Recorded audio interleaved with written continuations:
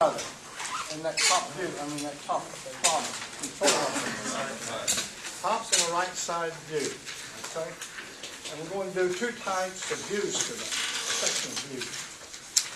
One being a full sectional view, and the other is a revolved sectional view. Okay? Alright, here's number one. We're given a top view, right-in view. Let's look at the different features on it, get ourselves familiar with it. We're going to cut into it, draw what we see. And we look at that right-in view, and we notice that there are two cavities, both ends of this. And at this time, let's go ahead and convert that centerline into a cutting plane with the line of sight in that direction. Okay. Next thing we're going to do, look at the feature right here, is that there is a slot. Now look at that right side view and see how far down it goes. You see it? It's not very far. And it creates a surface right here. It creates a line right there and here. Notice too that it has a keyway. And we cut into it. Notice that there is a rib right there. The question, do we cross-hatch the rib? No, we do not. So when you cut into it, be sure you don't cross-hatch it. By the way, on the cross-hatches, do it by a 45-degree angle and space them by the eye. Otherwise, about 3 millimeters apart. Okay. Now you will determine where that fans out or stops right there. Okay. Now this is an angle. It slopes down. It don't go straight out. It goes down. And they tell you that it's a triangular rib. Okay. Over on this end right here, we got a cavity, and we got one right here. We got a bored hole in it. Okay? Now, to get started on that, we just simply take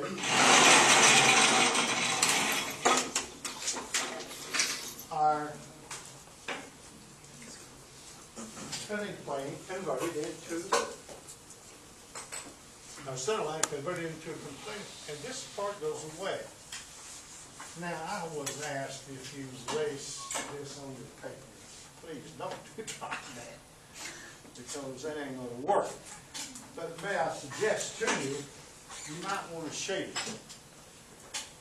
And if you shade, you know it's going to disappear. So you're going to remove it in your mind, of course. All right? Now, all right, we've got a line here. A surface right there, you've got a line right here, and a surface right there. Of course, you got that center line. Don't forget that little stuff. And the keyway right here. And like I said, you're going to determine where you're going to stop that triangle rib there.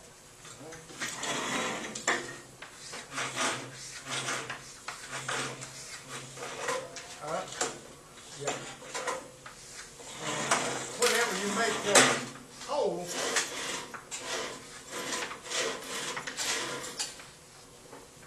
it's going to be a solid line right there with that center line. Of course, that's your whole cavity right here. Okay? But I want to say that with that center line. Don't forget that. The center line goes in that little hole. So pick up on that. That should be enough to get you started. You're going to be down here, looking up, and drawing what you see. You're going to take this sectional view and revolve it out 90 degrees to itself. Okay? And you're going to present that picture to me. All right? Problem number 2. Section. I'm going to walk you completely through this.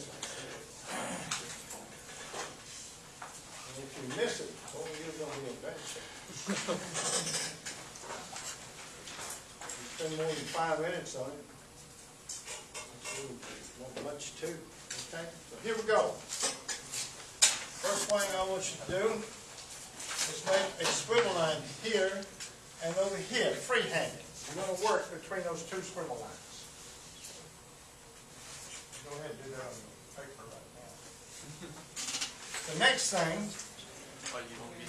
I don't get into trouble. Like with a line. Where does it go? Just a, yeah, make a swivel line, because you're going to work between the two swivel lines. Okay. Your squiggle line's way neat. Now, the next thing you can do, extend that center line up and make it into a cutting plane with the line of sight. Don't forget these line of sight arrowheads. Because if you do, the red pen goes to work.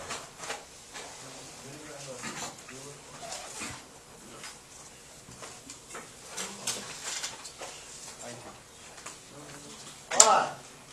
Now the next thing. Real lightly, continue this line right here. At an angle, it's a slope. But make it light. That's going to be a projection line, because what we're going to do, we're going to revolve that sectional view around that point there. Do we continue both lines or just the top? And then we're going to go a horizontal line through that point. Of course, the thickness of that rib, or rib, whichever one you want to call, is what's coming down like you see up there. Now, to get the width of this, all we need to do is measure, take either the dividers or your compass, and measure the distance from here to here, and you got it. Otherwise, from here to here is the same distance as this. And of course, it's going to be the same thing right here.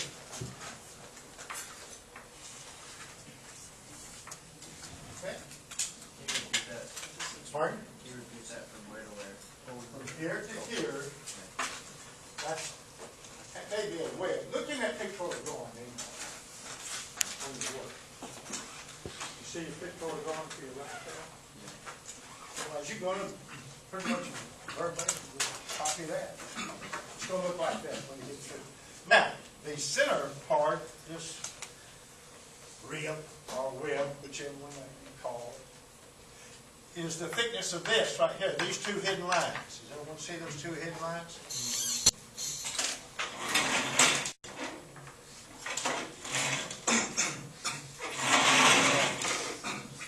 That thickness there is that right there.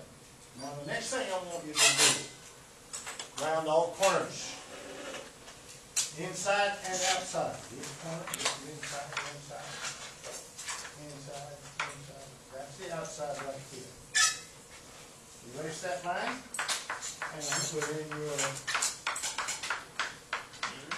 cross-hatching marks. You're through. That's a little bit. Does hatching mark has to be 45 degrees? That's what's recommended. Oh, okay, but here's a page in your textbook for, there's a cross-hatching, there's all kinds of different metals, and it'll tell you what to fill in those places for that picture. I think this right here is, I think it's a molded steel iron on top of steel iron, salt iron.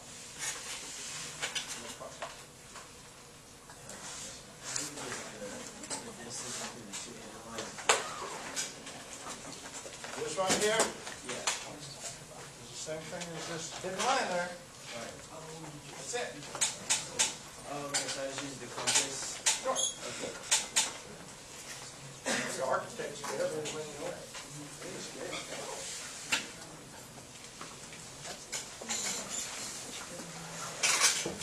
Gotta make sure it's over. Anybody got any questions on how to treat? Next two? You don't put anything See, city person.